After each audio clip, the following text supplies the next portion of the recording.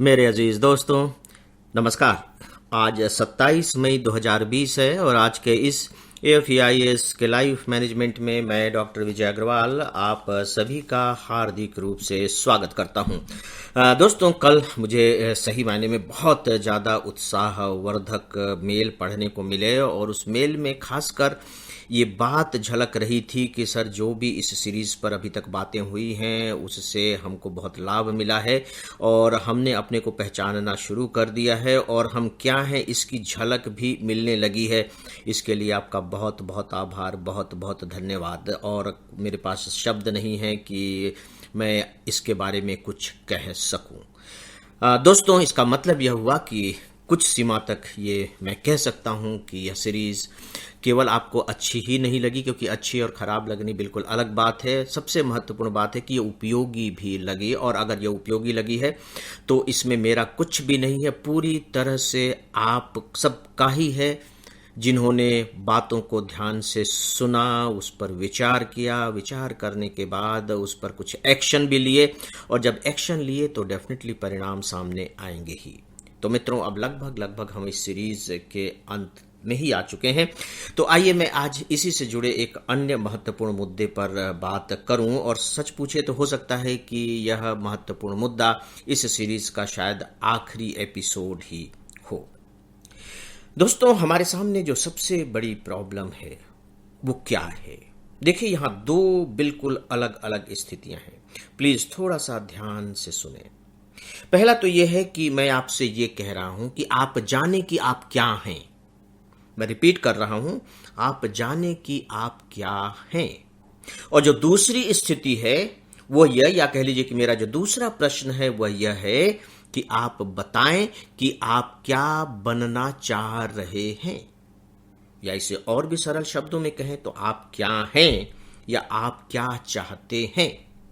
अब आप देखिए कि सुनने में सामान्य तरीके से अगर आप इसके बारे में सोचेंगे, सतही तरीके पर देखेंगे, तो दोनों आपको एक जैसे लगेंगे कि अरे यार, हम हैं क्या, इससे क्या मतलब है, हम तो ये चाह रहे हैं, और हम जो चाह रहे हैं इसीलिए चाह रहे हैं क्योंकि हम कुछ तो होंगे।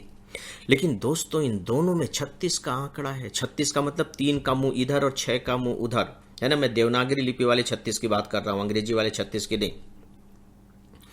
तो दोस्तों, ये जो मैं क्या हूं और मैं क्या होना चाह रहा हूं, इन दोनों में जो उलझाव है या दोनों में जो सिमिलरिटी है, ये हमारी जिंदगी के लिए बहुत ही खतरनाक होती है। और इन दोनों के बीच में जो महीन अंतर है, उस महीन अंतर को न पकड़ने का परिणाम यह होता है कि मैं क्या बनना चाह रहा हूं, मैं क्या होना चाह रहा हूं, इसे ही मैं ये मान लेता हूं कि मैं यह हूं, और वहीं से सारी गड़बड़ियों की शुरुआत हो जाती है।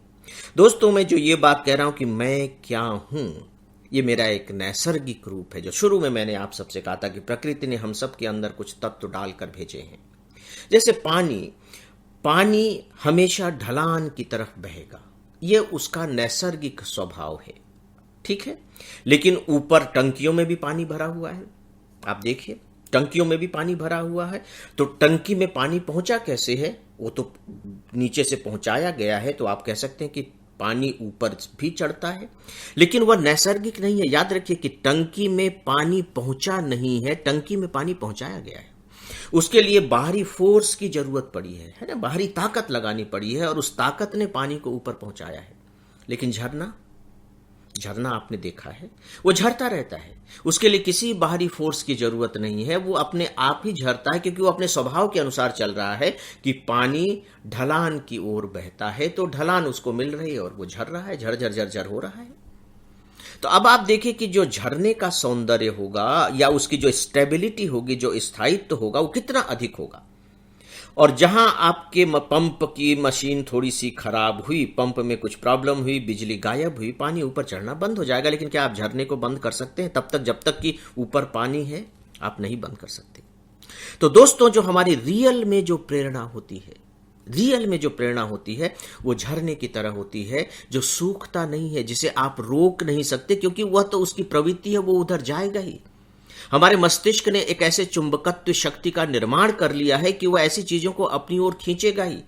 इसीलिए शब्द इस्तेमाल किया है कि जब आप किसी को बहुत शिद्दत से चाहते हैं, शिद्दत, जिसे आप इंग्लिश में कहते हैं बर्निंग डिजायर, डिजायर नहीं, जलती हुई इच्छा जो किसी भी हालत में पूरी होने के लिए आपके अंदर धधक रही है, मचल रही है, जिसे आप रोक नहीं सकते। बहुत से रास्ते आएंगे ऐसे जहां आपको लगेगा कि रास्ते बंद हो चुके हैं, बहुत से ऐसे अवसर आएंगे, लेकिन आपकी जो प्रबल इच्छा है, जो ज्वलंत इच्छा है, वो उन बंद रास्तों को नहीं देखेगी बल्कि रास्तों की तलाश करेगी, उन रास्तों की तलाश करेगी जो अभी दिखाई नहीं दे रहे हैं, और वो ढूंढ लेगी।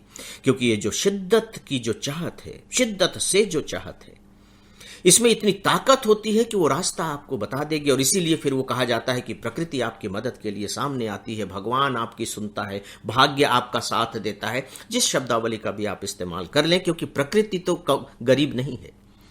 प्रकृति हमारे जानकार के सिद्धांतों के अनुसार ही काम नहीं करती। वो कैसे काम करती है दोस्तों, बहुत अद्भुत है। इसके ढेर सारे मेरे पास अपने अनुभव हैं। प्रकृति की भाषा गजब की भाषा है। वो अपनी भाषा में हम सबसे बात करती है, लेकिन हम उसकी भाषा को डिकोड तो कर पाए नहीं कर पाते, क्योंकि हम अपनी भाषा हम पर इतनी हावी हो गई है कि हम दूसरे की भाषा समझ ही नहीं सकते हैं, समझ ही नहीं पाते हैं। और जो प्रकृति की भाषा है वो तो यूनिवर्सल लैंग्वेज है, उसकी अपनी कोई अंग्रेजी, हिंदी, उर्दू, फारसी की भाषा नहीं है, यूनिवर्सल लैंग्वेज है।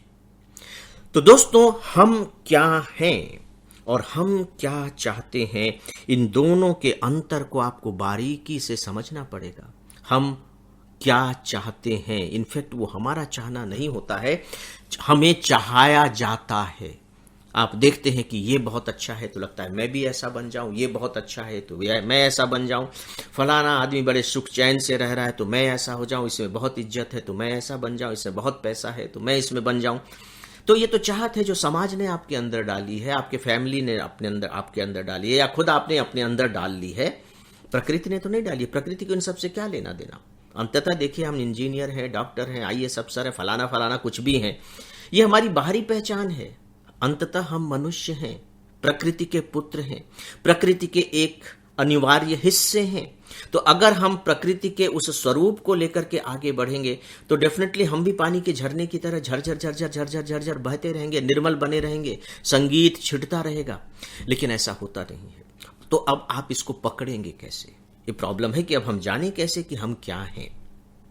एक बहुत बड़ी बात है, कहना तो बहुत आसान है। तो दोस्तों, डेफिनेटली इस पर भी मैं बात करूंगा कि हम अपने को जाने कैसे। और सच पूछिए तो अब थोड़ी से आप उन घटनाओं को याद करने की कोशिश कीजिए जो मैंने आप सबसे माफी मांगते हुए अपने बारे में बताई थी। और सच पूछे तो उसी को जब आप अपने ऊपर अप्लाई करने लगेंगे तो आप अपने को ढूंढ लेंगे कि इनफैक्ट मैं क्या हूं। ऐसा कैसे करेंगे, इसके बारे में मैं कल आप सबसे थोड़ी सी बातें करूंगा। आज के लिए अब इजाजत चाहूंगा। नमस्कार।